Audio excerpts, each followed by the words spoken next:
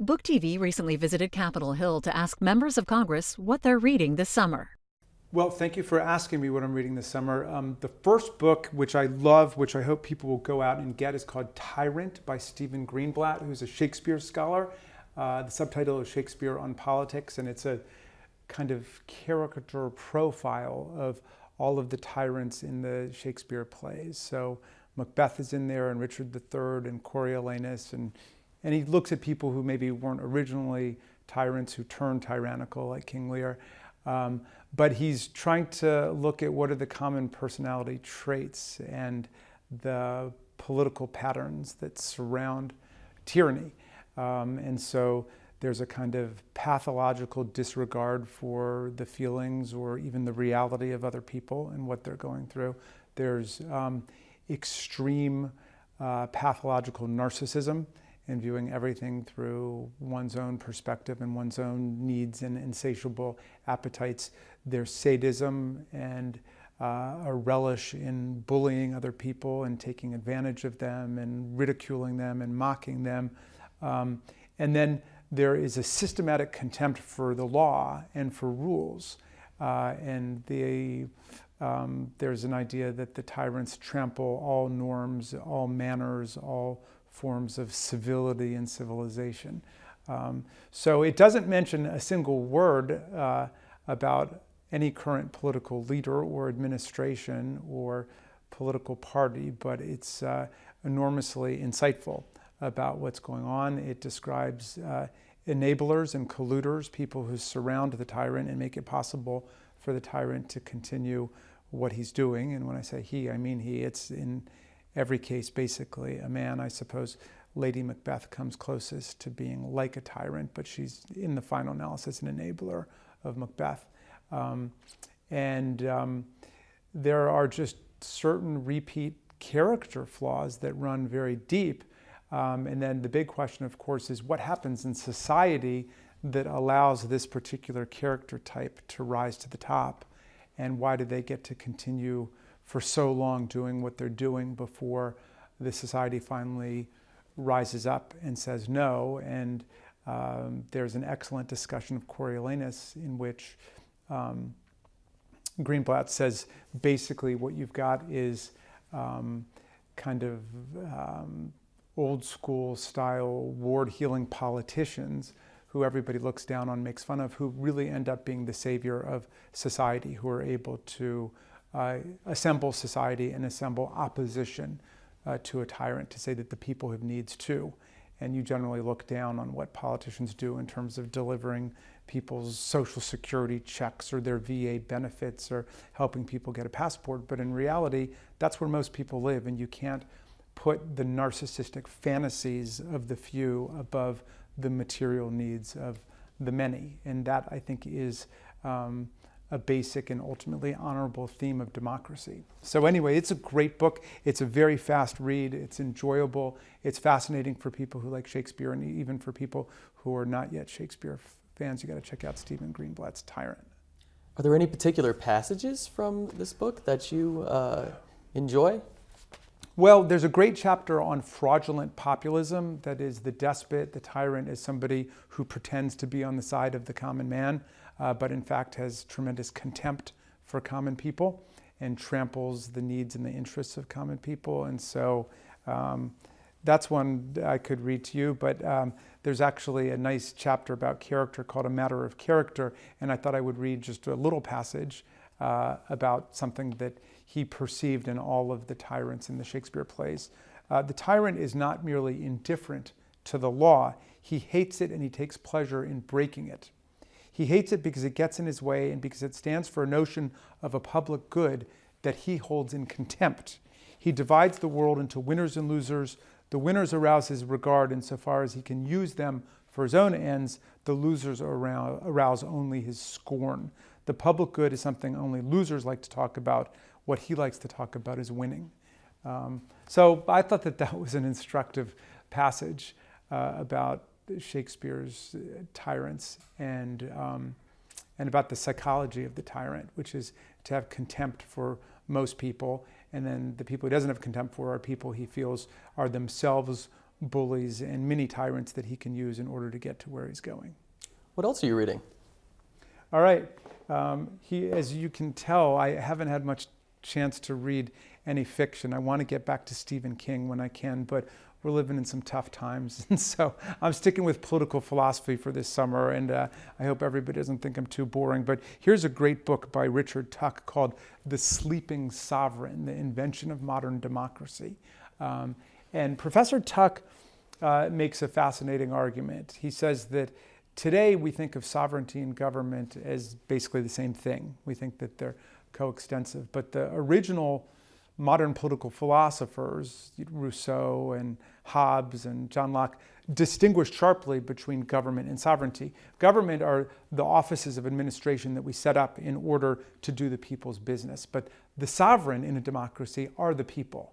We the people are the three beautiful and most important words of the American Constitution. We the people are sovereign, and then we set up a constitution, and it might have limitations and failures, as ours undoubtedly did when it was first written. It tolerated and abetted slavery, for example, until we got to the Civil War and the Reconstruction Amendment. It excluded women until we got to the 19th Amendment, and so on. So it's not necessarily the Constitution that should always be glorified or idolized, but it's the idea of the sovereignty of the people, and we're constantly expanding and deepening our conception of the people and who is sovereign.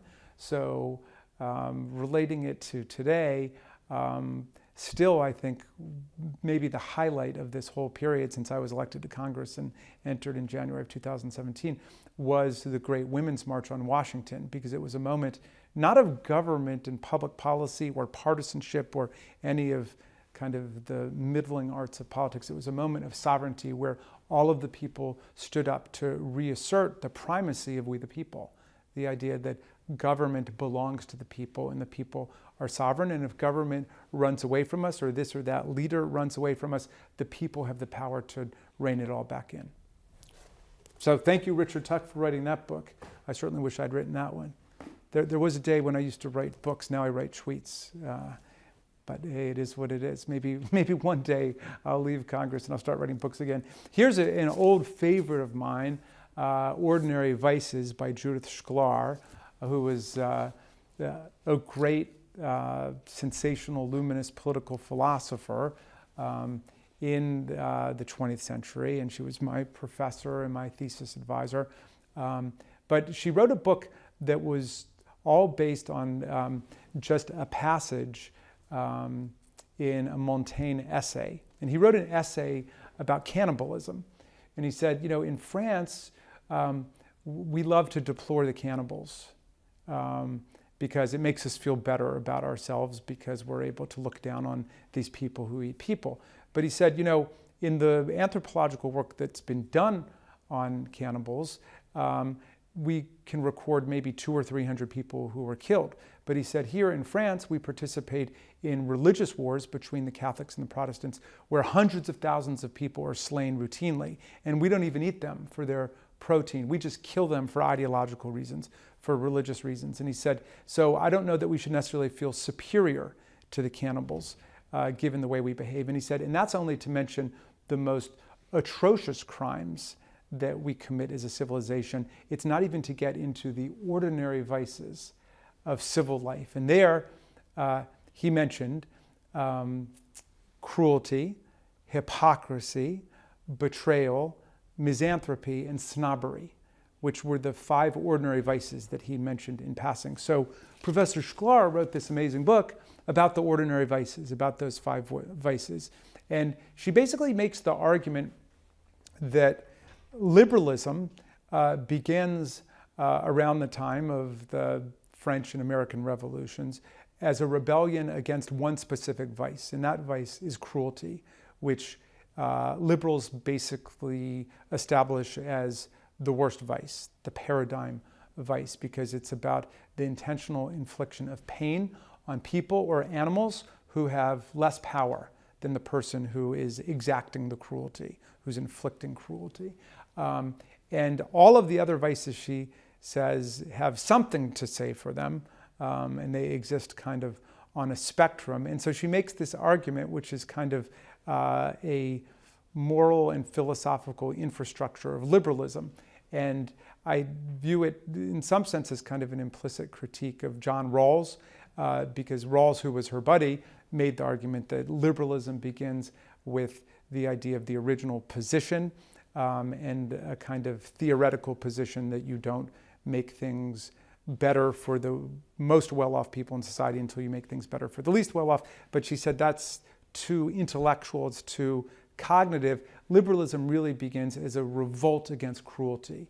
And that's why we've got the Eighth Amendment ban on cruel and unusual punishment in the Eighth Amendment of the Constitution. And it's why the great civilizing movements of our history have targeted cruel manipulation and exploitation of other people, like abolitionism, like the movement for women's rights, which of course is about emancipating women from the cruel hardships of being subject to other people's power and control and so on. So anyway, she has a chapter on each of the vices, and I think there's at least an implicit argument there that conservatism holds out not cruelty but betrayal as the worst vice, or hypocrisy.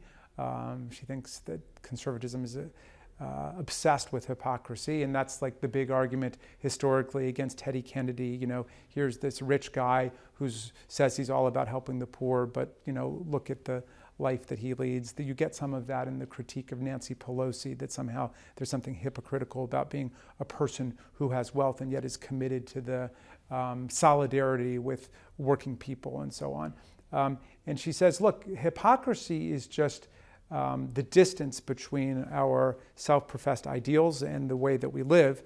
And in everybody's case, all of us have some degree of hypocrisy. None of us ever lives up to the best we can do. And most liberals kind of accept that. And in fact, the easiest way not to be a hypocrite is to have no values or ideals at all. I mean, nobody ever accused Hitler or Mussolini of being a hypocrite. They were infinitely cruel and abusive, but they weren't really hypocrites because they told you exactly what they wanted to do.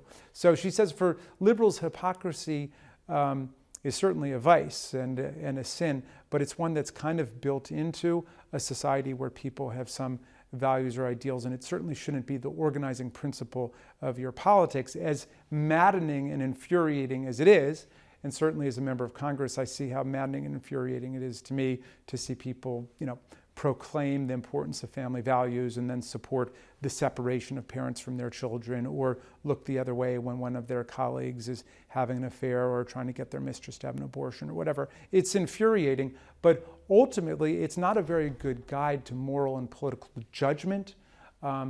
Cruelty and reducing the amount of cruelty and pain and suffering in the world is a much better guide than that. So anyway, I could spend all day talking about that book, but that is really a masterful book that I think everybody should check out who's interested in moral and political philosophy. And Judith Shklar is a great unsung hero of moral and political philosophy. So I'm urging everybody to check it out. I brought another favorite of mine, Radical Equations by Bob Moses. Bob Moses, of course, it was a hero of the civil rights movement, who was born in New York, grew up in New York. He was a graduate student in philosophy at Harvard when in 1960 he opened up the newspaper to see pictures of students from historically black colleges in the South who were sitting in at restaurants and motels and hotels and lunch counters. And he said, they looked the way that I felt. And he said, I knew that I had to go south. And so he made his way to the belly of the beast at that point, to Mississippi, and he met with a man named Amzie Moore, who was the president of the Cleveland, Mississippi branch of the NAACP, and was the vice chair of the statewide NAACP. And he said he wanted to get involved in making life better for the African American population, which was basically living under a regime of political and social apartheid. And economic quasi-slavery, peonage and sharecropping. And Moses said he went down with the expectation that he was going to be involved in sit-ins at lunch counters and restaurants and motels. But Moore said to him, look around. He said, you are in a congressional district that's 2/3 African American, and none of the black people here can vote. And of course, they could vote during Reconstruction, but that ended after 10 years with the termination of Reconstruction, the pulling of Union troops out of the South in 1876. And since then, it had just been grandfather clauses and literacy tests and poll taxes and KKK night riders. And so black people were basically driven off the voter rolls. And Amzie Moore said, if you want to help, you'll register people to vote. And Bob Moses almost got himself killed several times just going door to door, urging people to vote. He came up with the phrase, one person, one vote. That was not invented by the Supreme Court. That came out of the blood and sweat and tears of the civil rights movement and the Student Nonviolent Coordinating Committee in the early 1960s. And Moses's work led to the Student Nonviolent Coordinating Committee, the Student Nonviolent Coordinating Committee, the Freedom Summer, where many young people lost their lives, including Schwerner, Cheney, and Goodman, just trying to get people registered to vote. But it was through their sacrifice that we got the Civil Rights Act of 1964. We got the Mississippi Freedom Democratic Party and the challenge at the Atlantic City Democratic Convention, which helped to open up the Democratic Party. And we got the Voting Rights Act of 1965, which has been instrumental in opening America up. You know, our last great Republican president, Abraham Lincoln, talked about government of the people, by the people, and for the people. But we started as a slave republic of white male property owners over the age of 21. But it's been through social struggle and constitutional change that America's been opened up. And I love Radical Equations because it tells the story of this young philosopher, logician, mathematician who went south and created the Freedom Summer with SNCC, and now has gone back again to teach math literacy, which he thinks is a new civil rights struggle so that everybody has access to math and science and technology in the new century. All right, almost done. This is a great book that my daughter Tabitha gave me. It's called This is an Uprising by Mark and Paul Engler, How Nonviolent Revolt is Shaping the 21st Century.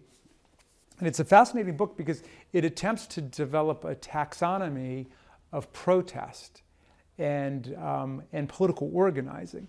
So it basically sets out two kinds of models for progressive political organizing in American history. And one model is the Saul Alinsky model, the Alinsky model of organizers who embed themselves in communities and build strong organizational structures that are able to go out and fight for specific material things, whether it's a stoplight or stopping a highway from wrecking a community or health services or what have you.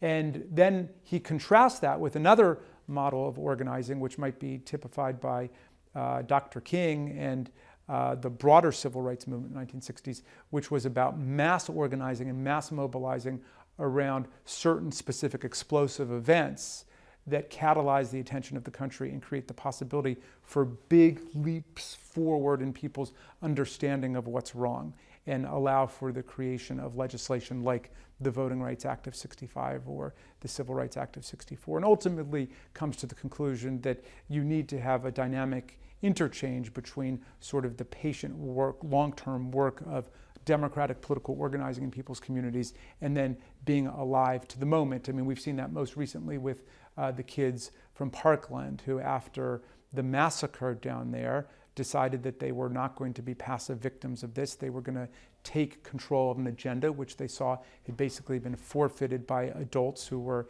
in bed with the NRA, and they were going to create a movement for real change in the country. And they did that, but they needed to have the long-term organizing muscle and expertise of the Brady campaign and Gabby Giffords and her group and Everytown and so on. And so it's always going to be a coalition between people who are alive to the spirit of the moment with people who are embedded in working in communities to build democratic power.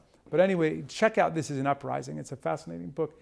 And of course, I brought with me Tom Paine's Rights of Man and Common Sense, because these are times that we need Tom Paine, who was the great radical democratic agitator and revolutionary of the American Revolution, who wrote Common Sense, and he wrote The Crisis, at the time of the American Revolution, when everything was looking very iffy. People didn't know which way it was going to go. People thought that tyranny was inevitable, that democracy really couldn't take hold. We could not build liberal democratic institutions. And he rallied the country with his essays and with his documents and with the crisis and with common sense. And so everybody should repair to those. I'll leave you with some words from Tom Paine, who in the crisis said, I'm going to update it for so it doesn't offend the sensibilities of a modern audience, but he said, these are the times that try men and women's souls. These are the times that try men and women's souls. The summer soldier and the sunshine patriot will shrink at this moment from the service of their cause and their country, but everyone who stands with us now will win the love and the favor and the affection of every man and every woman for all time. Tyranny, like hell, is not easily conquered, but we have this saving consolation. The more difficult the struggle, the more glorious in the end is our victory. BookTV wants to know what you're reading. Send us your summer reading list at BookTV on Twitter, Instagram, or on Facebook. BookTV on C-SPAN 2, television for serious readers.